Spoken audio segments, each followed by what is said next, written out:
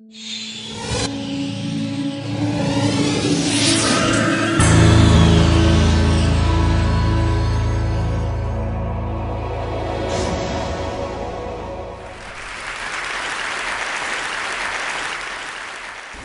do you explain when things don't go as we assume?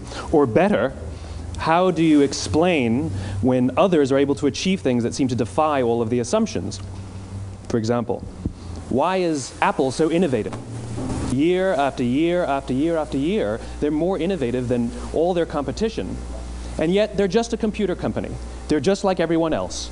They have the same access to the same talent, the same agencies, the same consultants, the same media. Then why is it that they seem to have something different? Why is it that Martin Luther King led the civil rights movement? He wasn't the only man who suffered in a pre-civil rights America, and he certainly wasn't the only great orator of the day. Why him? And why is it that the Wright brothers were able to figure out controlled powered manned flight when there were certainly other teams who were better qualified, better funded, and they didn't achieve powered manned flight, and the Wright brothers beat them to it? There's something else at play here. About 3.5 years ago, I made a discovery, and this discovery profoundly changed my view on how I thought the world worked, and it even profoundly changed the way in which I operate in it. As it turns out, there's a pattern. As it turns out, all the great and inspiring leaders and organizations in the world, whether it's Apple or Martin Luther King or the Wright brothers, they all think, act, and communicate the exact same way, and it's the complete opposite to everyone else. All I did was codify it. And it's probably the world's simplest idea. I call it the golden circle.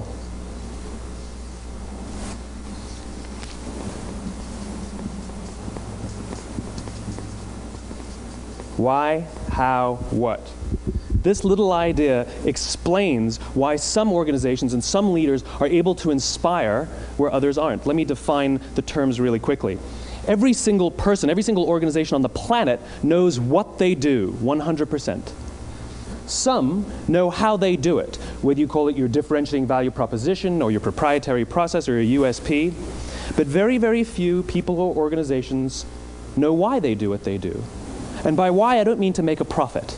That's a result. It's always a result. By why, I mean what's your purpose? What's your cause? What's your belief? Why does your organization exist?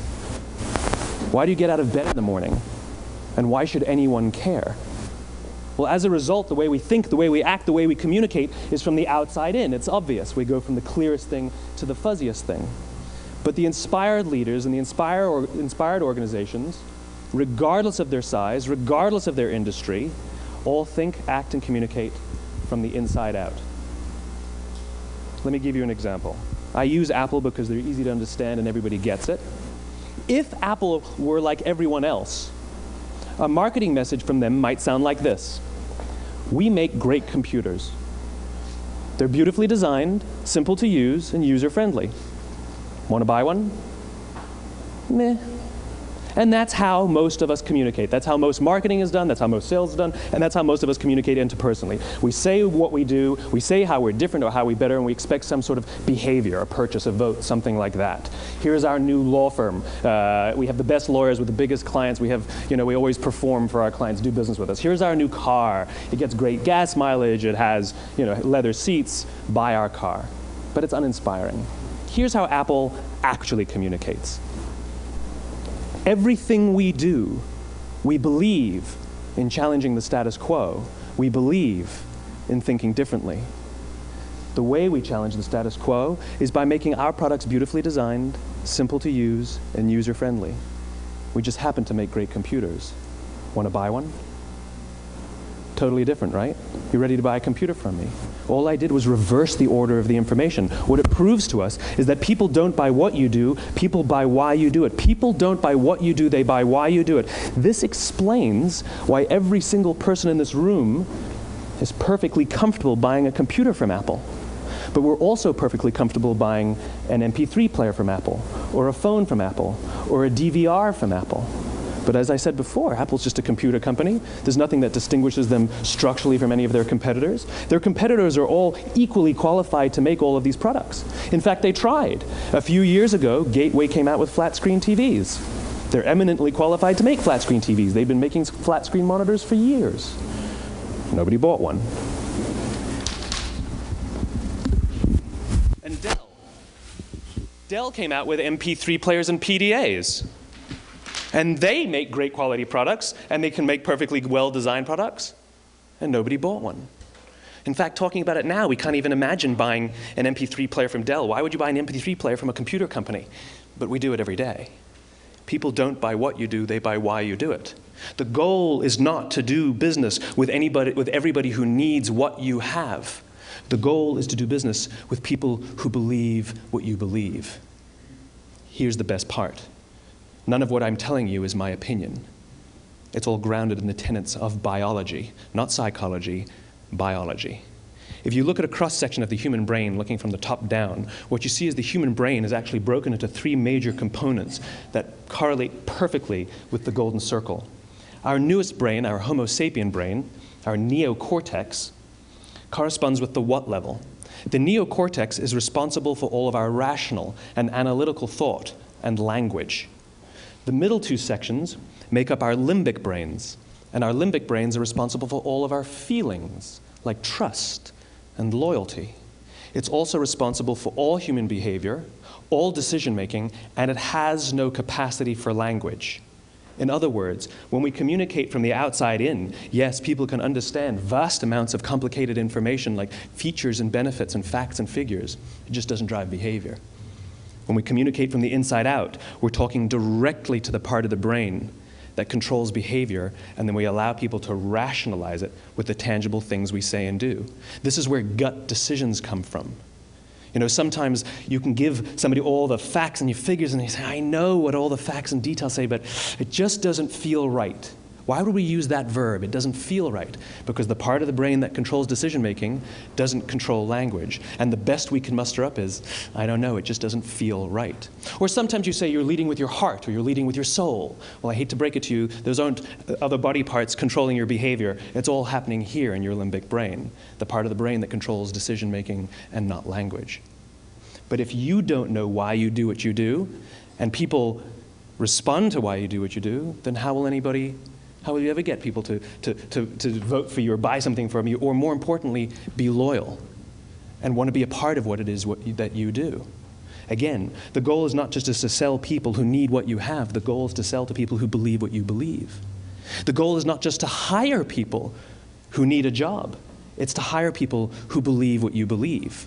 I always say that, you know, there's if you hire people just because they can do a job, they'll work for your money. But if you hire people who believe what you believe, they work for you with blood and sweat and tears. And nowhere else is there a better example of this than with the Wright brothers. Most people don't know about Samuel Pierpont Langley. And back in the early 20th century, the pursuit of powered man flight was like the .com of the day. Everybody was trying it. And Samuel Pierpont Langley had what we assume to be the recipe for success. I mean, even now, you ask people, why did your product or why did your company fail? And people always give you the same permutation of the same 3 things. Undercapitalized, the wrong people, bad market conditions. It's always the same 3 things. So let's explore that. Samuel Pierpont Langley was given $50,000 by the War Department to figure out this flying machine. Money was no problem. He held a seat at Harvard and worked at the Smithsonian and was extremely well connected. He knew all the big minds of the day. He hired the best minds money could find, and the market conditions were fantastic. The New York Times followed him around everywhere, and everyone was rooting for Langley.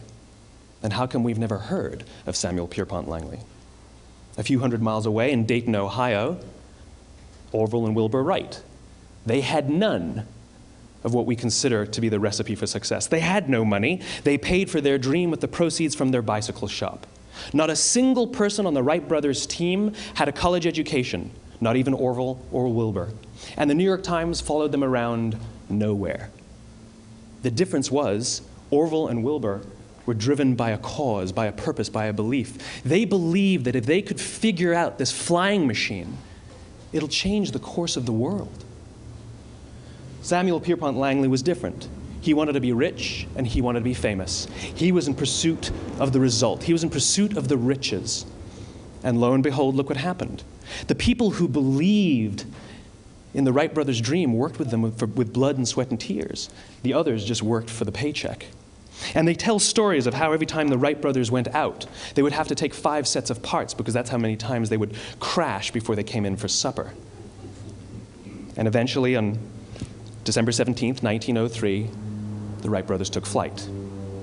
And no one was there to even experience it. We found out about it a few days later. And further proof that Langley was motivated by the wrong thing, the day the Wright brothers took flight, he quit. He could have said, "That's an amazing discovery, guys. Now we'll improve upon your technology." But he didn't. He wasn't first. He didn't get rich. He didn't get famous. So he quit. People don't buy what you do, they buy why you do it. And if you talk about what you believe, you will attract those who believe what you believe. Well, why is it important to attract those who believe what you believe? Something called the law of diffusion of innovation. And if you don't know the law, you definitely know the terminology. The first 2.5% of our population are our innovators. The next 13.5% of our population are our early adopters. The next 34% are your early majority, your late majority, and your laggards.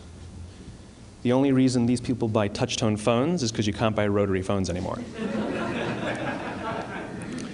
We all sit at various places at various times on the scale, but what the law of diffusion of innovation tells us is that if you want mass market success or mass market acceptance of an idea, you cannot have it until you achieve this tipping point between 15 and 18% market penetration, and then the system tips. And I love asking businesses, what's your conversion on new business? And they love to tell you, oh, it's about 10%, proudly. Well, you can trip over 10% of the customers. We all have about 10% who just get it. That's how we describe them, right? That's like that gut feeling, oh, they just get it. The problem is, how do you find the ones that just get it before you're doing business with them versus the ones who don't get it? So it's this here, this little gap, that you have to close, as Geoffrey Moore calls it, crossing the chasm. Because you see, the early majority will not try something until someone else has tried it first. And these guys, the innovators and the early adopters, they're comfortable making those gut decisions. They're more comfortable making those intuitive decisions that are driven by what they believe about the world, and not just what product is available. These are the people who stood online for 6 hours to buy an iPhone when they first came out, when you could have just walked into the store the next week and bought one off the shelf. These are the people who spent $40,000 on flat-screen TVs when they first came out, even though the technology was substandard. And by the way, they didn't do it because the technology was so great. They did it for themselves. It's because they wanted to be first. People don't buy what you do, they buy why you do it. And what you do simply proves what you believe. In fact, people will do the things that prove what they believe. The reason that person bought the iPhone in the first 6 hours, or stood in line for 6 hours, was because of what they believed about the world and how they wanted everybody to see them. They were first. People don't buy what you do, they buy why you do it. So let me give you a famous example, a famous failure and a famous success of the law of diffusion of innovation. First, the famous failure. It's a commercial example. As we said before a second ago, the recipe for success is money and the right people and the right marketing conditions, right? You should have success then. Look at TiVo. From the time TiVo came out about 8 or 9 years ago to this current day, they are the single highest quality product on the market. Hands down, there is no dispute. They were extremely well funded. Market conditions were fantastic. I mean, we use TiVo as a verb. I TiVo stuff on my piece of junk Time Warner DVR all the time. But TiVo is a commercial failure. They've never made money. And when they went IPO, their stock was at about $30 or $40 and then plummeted, and it's never traded above 10. In fact, I don't think it's even traded above 6, except for a couple of little spikes. Because you see, when TiVo launched their product, they told us all what they had. They said, we have a product that pauses live TV, skips commercials, rewinds live TV, and memorizes your viewing habits without you even asking.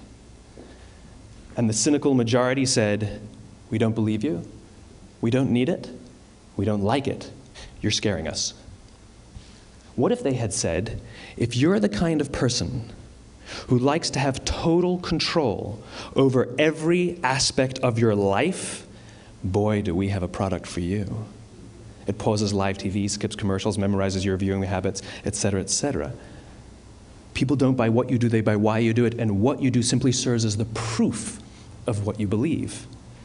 Now let me give you a successful example of the law of diffusion of innovation.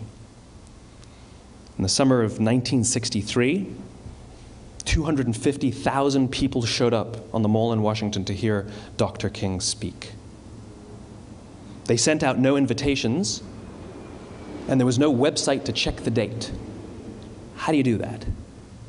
Well, Dr. King wasn't the only man in America who was a great orator. He wasn't the only man in America who suffered in a pre-civil rights America. In fact, some of his ideas were bad. But he had a gift. He didn't go around telling people what needed to change in America. He went around and told people what he believed. I believe, I believe, I believe, he told people. And people who believed what he believed took his cause and they made it their own, and they told people. And some of those people created structures to get the word out to even more people.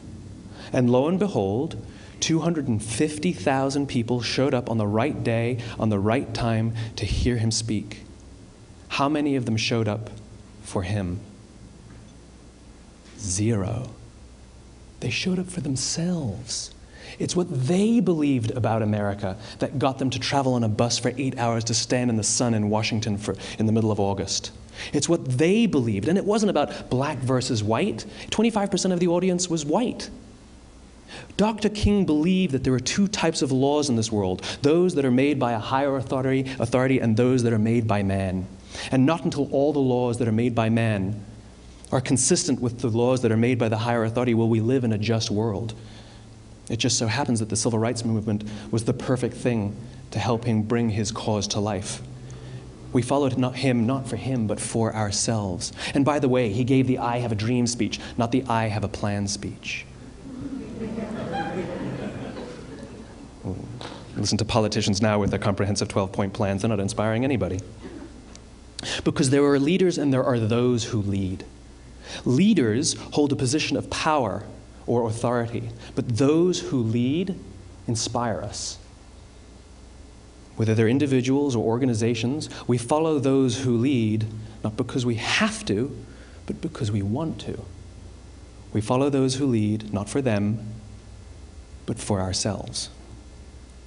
And it's those who start with why that have the ability to inspire those around them or find others who inspire them. Thank you very much.